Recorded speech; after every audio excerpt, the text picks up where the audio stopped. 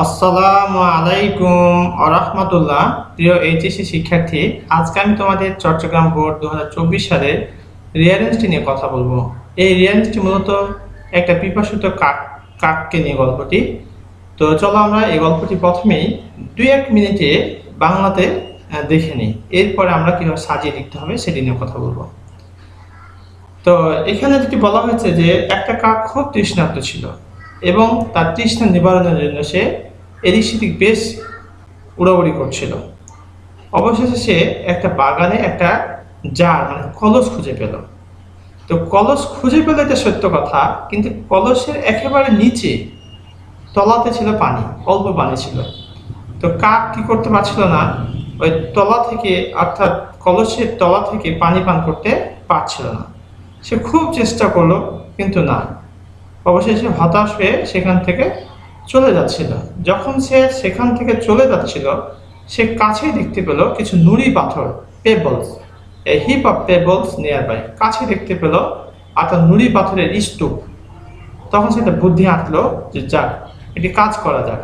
এই নুড়ি পাথর কি করা যাবে, ওই কলসের নিচে একটা একটা করে সে মুখে করে ফেলতে থাকলো। তখন পানিটা আস্তে আস্তে কলসের একেবারে মুখের কাছে চলে আসলো। যখন মুখের কাছে চলে আসলো, তখন তৃষ্ণার্ত কাক তার মন ভরে একেবারে প্রাণ জুড়িয়ে পানি পান করলো এবং সেই স্থান ত্যাগ করলো। এই হচ্ছে আমাদের পিপাসিত কাকের গল্পটি। এবার আমরা সাজিয়ে লিখব। তো চলো আমরা সাজিয়ে লিখি। এখানে প্রথমে যেটি বসবে সেটি হচ্ছে 8 নম্বর বাক্যটি। A crow was very thirsty and wanted to have a drink.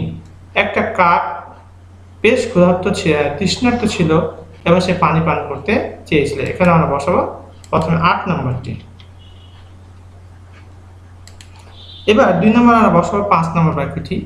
He flew from one place to another in search of water.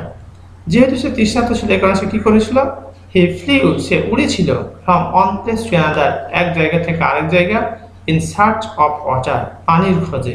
এখানে বসাবো 5 নম্বর। এবার 3 নম্বর সিরিয়ালে আমরা বসাবো 2 নম্বর। অ্যাট লাস্ট অবশেষে he found a jar in a garden. একটা বাগানে সে একটা কলস খুঁজে পেল। এবার 4 নম্বর আমরা বসাবো 4 নম্বরটাই।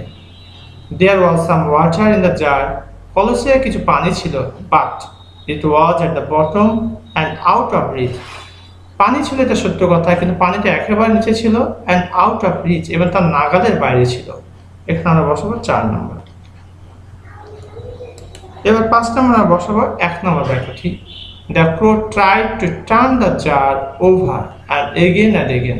অর্থাৎ কাক চেষ্টা করেছিল যে পানিটাকে কি করে একেবারে কলসের মুখের কাছে নিয়ে আসা যায়, কারণ বারবার চেষ্টা করেছিল। But it had no effect, কিন্তু তার এই চেষ্টার কোনো প্রকারের প্রভাব বা তার পজিটিভ কিছু আসে নাই। এবার 6 নম্বর আমরা বসাবো 3 নম্বর। একের পরে আমরা বসাবো এখানে 3 নম্বর। As he was leaving the jar in despair, as he was leaving, যখন সে কি করতেছিল, হতাশ হয়ে কলসটি ত্যাগ করতেছিল, he noticed a heap of pebbles nearby. সে কাছাকাছি নুড়ি পাথরের স্তূপ লক্ষ্য করলো। এখানে আমরা বসাবো 3 নম্বর। একের পরে বসালাম 3 নম্বর। এবার বসাবো আমরা 7 নম্বর। Then he hit up on a plan. তখন সেটা কি করলো, একটা পরিকল্পনা আঁকলো। এখানে বসাবো 7 নম্বর। 8 নম্বরে বসাবো আমরা 6 নম্বর বাক্যটি। হি টুক সাম পেবলস। সে কিছু নুড়ি পাথর নিল and dropped them into the jar, এবং সেগুলোকে কলসের নিচে একটা একটা করে ড্রপ করলো, ফেলে দিল। এখানে বসাবো 6 নম্বর। 6 পরে আমরা বসাবো 9 নম্বর সিরিয়ালে 10 নম্বর। As each pebble went down, যখন প্রত্যেকটা নুড়ি পাথর একেবারে তলায় গেল, the water in the jar rose up little by little, তখন পানিটা আস্তে আস্তে করে উপর দিকে উঠে গেল। 10 নম্বরে আমরা যে সিরিয়াল যেটি বসাবো সেটা হচ্ছে 9 নম্বর বাক্যটি। When the water came to the mouth of the jar, যখন পানি জার অর্থাৎ কলসের একেবারে মুখের কাছে চলে আসলো, the crow drank and made up his thirst. কাক কি করলো, পানি পান করলো, and made up his thirst, এবং তার পিপাসার্থ নিবারণ করলো। প্রিয় শিক্ষার্থী, এই ছিল আমাদের আহ, চট্টগ্রাম বোর্ড 2024 সালের রিয়ারেন্স, যেটি একটি পিপাসত কাক নিয়ে গল্পটি। আমি আশা করছি তোমরা ইতিমধ্যে এই গল্পটি বুঝতে পেরেছ। আমরা আবারও সিরিয়ালটি দেখে নিই ঠিকঠাক আছে কিনা। প্রথমে আমরা বসাবো 8 নাম্বার, তারপরে 5, তারপরে 2, তারপরে 4, তারপরে 1, তারপর 3, তারপর 7, তারপর 6, তারপর 10, তারপরে 9। ওকে, এতক্ষণ পর্যন্ত সাথে থাকার জন্য অসংখ্য ধন্যবাদ। আশা করছি পরবর্তী ভিডিওতে সাথে থাকবে। সবাই সুস্থতা কামনা করে এখানে শেষ করছি।